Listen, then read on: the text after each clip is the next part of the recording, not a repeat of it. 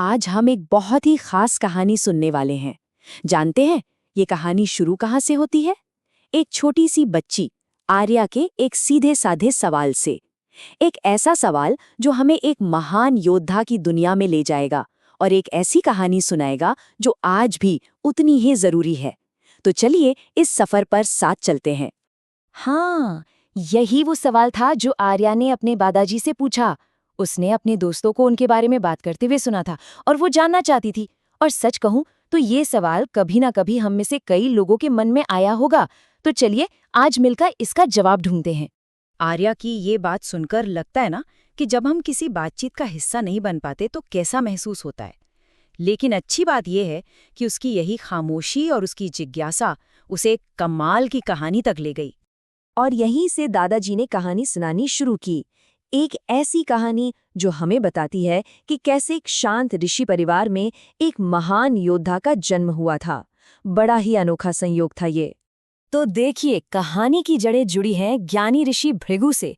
उनकी बहू सत्यवती ने बहादुर बेटों के लिए आशीर्वाद मांगा था, लेकिन किस्मत का खेल देखिए, एक छोटी सी भूल की वजह से वो आशीर्वाद उनके बेटे के बजाय उनके होने वाले पोते को मिल गया।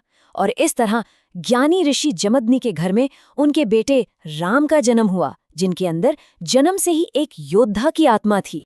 पर ये कोई साधारण बालक नहीं थे, वो तो स्वयं भगवान विष्णु के छठे अवतार थे। वो धरती पर एक बहुत खास मकसद के लिए आए थे, धर्म की रक्षा करने और न्याय की स्थापना करने। अब कहानी एक ऐसे मोड़ पर आती है जहां एक दिव्य हथियार और एक शक्तिशाली नाम का राज खुलता है। ये कहानी का सबसे अहम हिस्सा है। और बिल्कुल यही सवाल आर्या ने भी पूछा, क्योंकि परशु को समझे बिना परशुराम को समझना मुश्किल है। ये उनकी पहचान से जुड़ा है। तो परशु, संस्कृत में इसका मतलब है कुल्हाड़ी। लेकिन रुकिए, ये कोई मामूली कुल्हाड़ी नहीं थी। ये तो भगवान शिव का दिया हुआ एक दिव्य हथियार था, जिसे खास तौर पर अन्याय से लड़ने और धर्म को बचाने के लिए बनाया गया था। ये न्याय का प्रतीक था। और जब राम ने इस दिव्य परशु को अपने हाथों में धारण किया, तभी से वो कहलाए परशुराम, एक ऐसा नाम जो उनकी शक्ति और उनके जीवन के मकसद का प्रतीक बन गया। तो चलिए अब देखते हैं कि परशुराम ने अपनी इस दिव्य शक्ति का इस्तेमाल कैसे किया। कहानी का असली एक्शन अब शुरू होता है, जहां एक नायक कमजोरों की ढाल बनकर खड़ा होता है। उस समय धरती पर हालात बहुत खराब थे। क्रूर राजा अपनी ताकत के नशे में चूर थे और गरीबों पर जुल्म ढा रहे थे। हर तरफ अहंकार और पीड़ा का अंधेरा था। मासूम लोगों को एक रक्षक की जरूरत थी, और ऐसे में परशुराम ये सब अन्याय देखकर खामोश नहीं रह सके। इसका सबसे बड़ा उदाहरण है राजा कार्तवीर्य अर्जुन की कहानी। उसने घमंड में आकर ऋषि जमदग्नि की जादुई गाय कामधेनु को चुरा लिया। बस फिर क्या था, परशुराम न्याय के लिए उठ खड़े हुए। उन्होंने उस अन्यायी राजा से युद्ध किया और उसे हराकर ये साबित कर दिया कि धर्म हमेशा अधर्म पर भारी पड़ता है।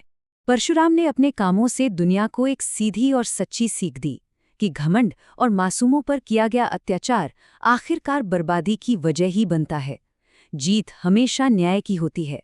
ये तो हुई हजारों साल पुरानी बात, लेकिन इस कहानी का आज हमारे लिए क्या मतलब है? यही बात दादाजी ने आर्या को समझाई।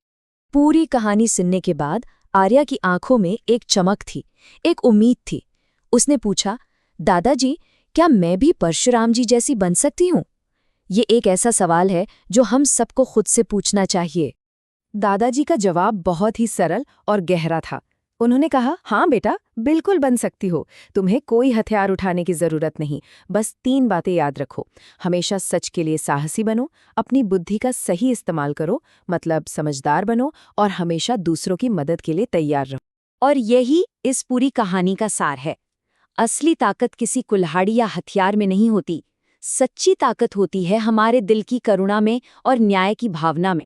और सबसे खूबसूरत बात जानते हैं क्या हुई? आर्या ने इस सीख को सिर्फ सुना नहीं, बल्कि अपनी जिंदगी में उतार भी लिया। उसने फैसला किया कि वो स्कूल में अपनी उस दोस्त के साथ खड़ी होगी जिसे क्लास का एक लड़का तंग करता है। यही तो है आज के जमाने की वीरता। तो ये कहानी आज हम सबको एक सवाल के साथ छोड़ जाती है। जब हमारे आसपास कुछ गलत हो रहा हो तो हम सही के लिए कैसे खड़े होंगे? क्योंकि याद रखिए, एक नायक हम सबके अंदर छिपा है, बस उसे जगाने की जरूरत है।